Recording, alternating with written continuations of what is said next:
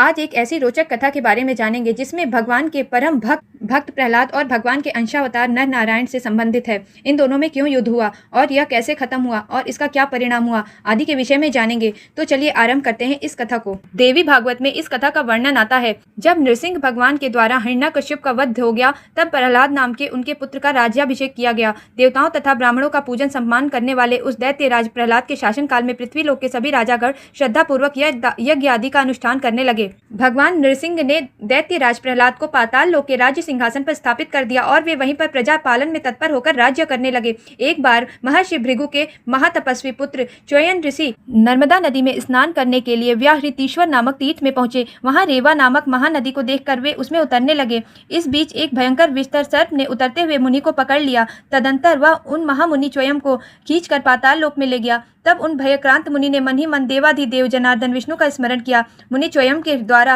हृदय से कमल नयन भगवान विष्णु का स्मरण किए जाने पर वह भयंकर सर्प विषहीन हो गया। अतएव रसातल में ले जाए गए उन मुनि को कष्ट नहीं हुआ। तत्पश्चात अत्यंत दुखी तथा सशंकित उन सर्प ने यह सोचकर उन्हें छोड़ दिया कि ये महातपस्वी मुनि क्रोधित होकर कहीं मुझे श्राप न दे दें। वहां की नाग कन्याओं द्वारा पूजित होते हुए मुनि श्रेष्ठ च्ययन पाताल लोक में विचरण करने लगे। एक बार दैत्य राज प्रहलाद की उन पर नजर पड़ी। तब उन्होंने ऋषि च्ययन से पूछा कि आपके यहाँ आने का प्रयोजन क्या है। तब ऋषि च्ययन ने उसे शुरू से सारी घटना बता दी और उन्होंने भक्त राज प्रहलाद को यह भी बताया कि मैं महर्षि भृगु का धर्मनिष्ठ तथा ज्ञान नेत्र संपन्न पुत्र च्ययन हूँ। महर्षि च्ययन का यह मधुर वचन सुनकर हिरण्यकश्यप पुत्र प्रहलाद अत्यंत प्रेम पूर्वक उनसे तीर्थों के विषय में पूछने लगे। तब ऋषि च्ययन ने कहा, हे राजन, मन वचन तथा कर्म से शुद्ध प्राणियों के लिए तो पद पद पर तीर्थ हैं। अतः कल्याण की कामना करने वाले पुरुष को सर्वप्रथम अपने मन को शुद्ध करने लेना चाहिए और प्रथम श्रेणी का तीर्थ नैमिषारण्य है। इस प्रकार ऋषि का यह वचन सुनकर भक्त प्रहलाद उनके साथ नैमिषारण्य चलने के लिए तैयार हो गए और अपने साथ अन्य महादैत्यों को भी चलने के लिए कहा और कहा, हे महाभाग दैत्यगण, आप लोग उठिए, हम सभी लोग आज नैमिषारण्य चलेंगे। वहां हम लोग पीताम्बर धारण करने वाले कमल नयन भगवान विष्णु का दर्शन करेंगे। विष्णु भक्त प्रहलाद के ऐसा कहने पर समस्त दानव परम प्रसन्नता पूर्वक उनके साथ पाताल लोक से निकल पड़े। उन महाबली दैत्यों तथा दानवों ने एक साथ नैमिषारण्य पहुंचकर आनंद पूर्वक स्नान किया। दैत्यों के साथ वहां के तीर्थों में भ्रमण करते हुए प्रहलाद ने स्वच्छ जल से परिपूर्ण तथा महापुण्यदायिनी सरस्वती नदी का दर्शन किया। वहीं उन्हें एक अत्यंत विशाल छाया संपन्न वट वृक्ष दिखाई पड़ा। वहां प्रहलाद ने गीदों के पंखों से सुसज्जित नुकीले तथा शिला पर घर्षित करके अत्यंत दीप्त एवं उज्ज्वल बनाए गए अनेक प्रकार के बाण देखे। उन्हें देखकर प्रहलाद ने मन में सोचा, इस परम पवित्र तीर्थ में ऋषियों के पुण्यमय आश्रम में ये बाण किसके हैं। इस प्रकार सोचते हुए प्रहलाद ने मृग चर्म धारण किए हुए तथा सिर पर विशाल जटाओं से सुशोभित धर्मपुत्र नर नारायण मुनियों को देखा। उनके आगे 2 धनुष तथा 2 अक्षय तरकश रखे हुए थे।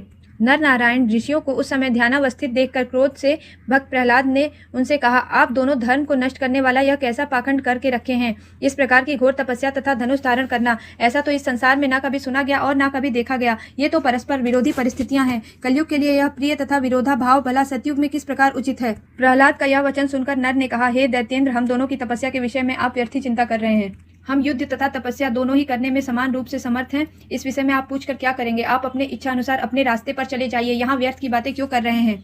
ऐसा कहते कहते भक्त प्रहलाद और उन महर्षियों नर नारायण के बीच में भयंकर संग्राम छिड़ गया। प्रहलाद ने कहा, आप दोनों अहंकार के वश में हो गए हैं। इस प्रकार अधर्म पूर्वक आचरण करना उचित नहीं है। आपके तप में कितनी शक्ति है, अभी इसे युद्ध में प्रदर्शित कीजिए। प्रहलाद का यह वचन सुनकर ऋषि नर ने कहा, यदि आपकी ऐसी ही इच्छा है तो मेरे साथ अभी इसी समय युद्ध कर लीजिए। आज मैं जब आपका सिर विदीर्ण अर्थात धड़ से अलग कर दूंगा, इसके बाद युद्ध करने की तुम्हारी कभी इच्छा नहीं होगी। देखते ही देखते दोनों पक्षों में घनघोर संग्राम छिड़ गया और यह संग्राम लगातार 100 वर्षों तक चलता रहा। कभी भक्त प्रहलाद का पलड़ा भारी हो जाता, कभी नर नारायण विजयी होते दिखाई देते थे। इनका यह भीषण युद्ध देखने के लिए समस्त देवतागण बाहर आकर इस युद्ध का दर्शन करने के लिए खड़े हो गए थे। दोनों एक दूसरे पर भयंकर शक्तियों का प्रहार कर रहे थे तथा एक दूसरे के अस्त्र शस्त्रों को काटते जा रहे थे।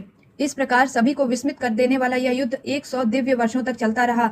उसके बाद भगवान विष्णु वहां पर भक्त प्रहलाद के आश्रम पर आए। वहां उन्हें आया देखकर प्रहलाद ने बड़ी श्रद्धा के साथ उन्हें प्रणाम करके हाथ जोड़कर कहा, हे देव जगन्नाथ, हे भक्तवत्सल, हे माधव, मैं इन दोनों तपस्वियों को युद्ध में क्यों नहीं जीत पाया। मैंने देवताओं के पूरे 100 दिव्य वर्षों तक इनके साथ युद्ध किया, फिर भी ये जीते ना जा सके। मुझे यह महान आश्चर्य लग रहा है। विष्णु जी बोले, हे आर्य, ये दोनों सिद्ध पुरुष हैं और मेरे ही अंश से आविर्भूत हैं। अतः इन्हें न जीत पाने में कैसा आश्चर्य है। नर नारायण नाम से प्रसिद्ध इन जितात्मा तपस्वियों को तुम नहीं जीत सकते। अतः हे राजन, तुम अपने वितल लोक को चले जाओ और वहां मेरी अविचल भक्ति करो। हे महामते, तुम इन दोनों तपस्वियों से विरोध मत करो। व्यास जी बोले, भगवान विष्णु से ऐसी आज्ञा पाकर दैत्यपति प्रहलाद असुरों के साथ वहां से अपने लोक सुतल को चले गए और महर्षि नर नारायण भी अपनी तपस्या में पूर्व की भांति लीन हो गए। हरे कृष्णा, श्री राधे।